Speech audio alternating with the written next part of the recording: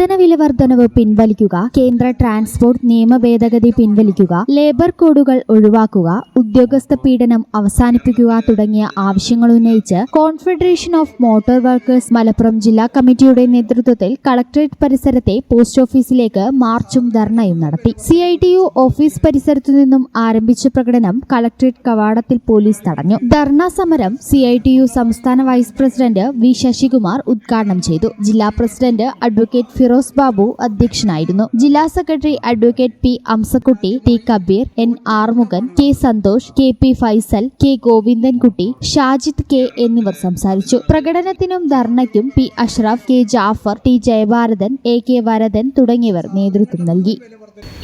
ഇപ്പോൾ നമുക്കറിയാം, ഈ അടുത്ത കാലത്തായി പെട്രോളിയം ഉൽപ്പന്നങ്ങളുടെ വില വലിയ തോതിൽ വർദ്ധിച്ചു. അതിന് കാരണമായത് അമേരിക്കയും ഇറാനും തമ്മിലുണ്ടായ യുദ്ധമാണ്.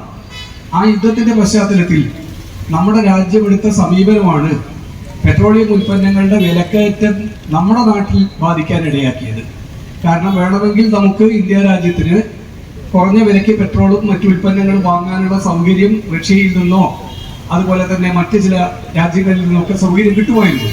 പക്ഷേ അമേരിക്കൻ തിട്ടൂരത്തിന് വഴങ്ങി ഇന്ത്യ ഗവൺമെന്റ് എടുത്ത സമീപനമാണ് നമുക്ക് കൂടിയ വിലയ്ക്ക് ക്രൂഡ് ഓയിൽ വാങ്ങാനും പെട്രോൾ ഉൽപ്പന്നങ്ങൾ ഇറക്കുമതി ചെയ്യാനുമുള്ള അവസരമുണ്ടാക്കിയത്, അത്തരമൊരു ദുരന്താവസ്ഥ ഉണ്ടാക്കിയത്. അതിനെ തുടർന്ന് നമ്മുടെ നാട്ടിലെ പെട്രോളിയം ഉൽപ്പന്നങ്ങളുടെ മേൽ 7 രൂപ 8 രൂപയോളം ആണ് കഴിഞ്ഞ 4 തവണയായി വർദ്ധിപ്പിച്ചത്. ഈ ചാനൽ ന്യൂസ് മലപ്പുറം.